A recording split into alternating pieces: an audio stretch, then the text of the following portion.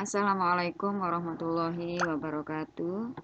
Apa kabar anak-anakku semuanya? Semoga kalian semuanya dalam kondisi sehat walafiat.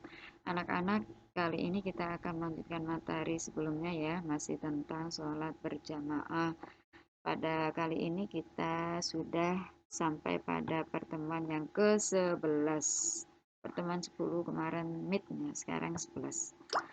Pada pertemuan 11 ini ada 4 tujuan yang harus kalian capai. Yang pertama, kalian harus bisa menjelaskan tata cara membuat soft, kemudian bisa menjelaskan cara mengingatkan imam yang lupa, dan bisa menjelaskan cara menggantikan imam yang batal. Kemudian bisa menyebutkan halangan untuk sholat berjamaah. Marilah kita awali dulu pertemuan ini dengan membaca doa mau belajar. Bismillahirrahmanirrahim. Rabbi shrah li sadri wa yassir li amri wahlul 'uqdatam min lisani yafqahu qawli. Anak-anak, bagaimana cara membuat soft dalam salat berjamaah? Di sini diberi gambar ya, ada satu gambar sebagai panduan membuat soft. Jika ada 2 orang laki-laki maka sejajar ya. Jika ada 3 orang laki-laki maka imamnya di depan dan makmumnya semuanya di belakang. Kemudian jika laki-laki dan wanita masing-masing satu orang, laki-lakinya sebagai imam harus wajib di depan. Tidak boleh sejajar, harus di belakangnya. Selanjutnya, jika ada 2 orang laki-laki dan 1 wanita, maka laki-laki yang 2 imam dan makmum itu sejajar dan wanitanya di belakang. Bagaimana kalau 2 orang wanita yang sama, maka sejajar. Selanjutnya, jika ada 3 orang wanita semuanya, maka imamnya ada di tengah dan sejajar, makmum kanan dan kirinya. Selanjutnya, bagaimana kalau ada beberapa laki-laki dan wanita, maka imam ada di depan, diikuti makmum yang laki-laki, selanjutnya makmum yang perempuan. Selanjutnya bagaimana jika di situ campur semuanya makmum laki-laki, perempuan dan anak-anak, maka imam ada di depan, di belakang imamnya makmum dewasa laki-laki, kemudian makmum anak-anak laki-laki, baru makmum perempuan ya. Begitulah cara membuat soft. Masih ingat kemarin hukum sholat berjamaah hukumnya itu sunnah muakkad, sunnah yang sangat dianjurkan, hampir mendekati wajib bagi laki-laki, wajib ya sholat berjamaah di masjid, tapi para ulama sepakat hukumnya adalah sunnah muakkad saja. Oke, bagaimana cara mengingatkan imam yang lupa? Bagi makmum laki-laki maka dengan cara mengucapkan subhanallah, dan bagi makmum perempuan maka dengan menepukkan tangan punggung telapak tangan ditepukkannya. Oke, bagaimana kalau salah bacaan imamnya? Maka salah satu makmumnya itu mengeraskan suara untuk mengingatkan. Tapi kalau imamnya terus saja, ya sudah ikut aja imam. Oke, bagaimana cara menggantikan imam yang batal?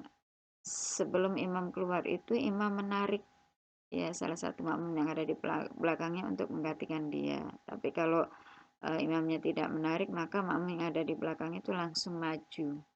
Nah, ini artinya sholat itu tidak bisa dibubarkan begitu saja ya. Kalau tidak ada yang membatalkan sholat maka tidak boleh dibubarkan. Baik, hukum sholat jenazah tadi apa nak? Hukum sholat berjamaah tadi apa nak? Sholat Hukumnya sholat berjamaah adalah sunnah muakkad, sunnah yang hampir wajib. Maka wajib ya harus ke masjid bagi laki-laki untuk sholat fardu berjamaah. Kalau sholat sunnah itu dikerjakan lebih baik di rumah, tapi kalau fardu diharapkan di mana berjamaah di masjid. Keutamanya apa nak? Keutamanya 27 derajat ya. Kemudian banyak sekali penggugur dosa setiap kali melangkah ke masjid, banyak sekali keutamaan ketika ke masjid ini. Nah, apa halangan ketika seseorang bisa tidak sholat berjamaah? Halangannya 3. 1. Dalam kondisi yang hujan, bacak, dan angin kencang di malam yang gelap ya. Nah, ini sesuai dengan hadis Rasul dari Umar. Rasulullah berkata pernah memerintahkan seorang muadzin dalam malam yang dingin dan hujan agar sholat di rumah.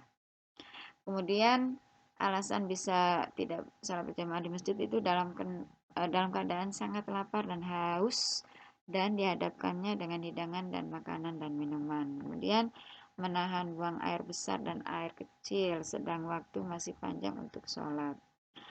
Sesuai dengan hadis Aisyah berkata, aku mendengar Rasulullah bersabda, tidak dilaksanakan sholat apabila makanan telah dihidangkan dan apabila menahan kedua hadas.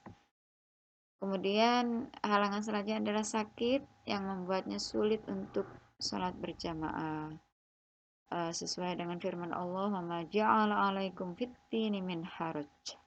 Dan dia sekali-kali tidak menjadikan untuk kamu dalam agama suatu kesempitan. Selanjutnya, merawat orang sakit karena melindungi jiwa seorang manusia yang lebih baik daripada menjaga berjamaah.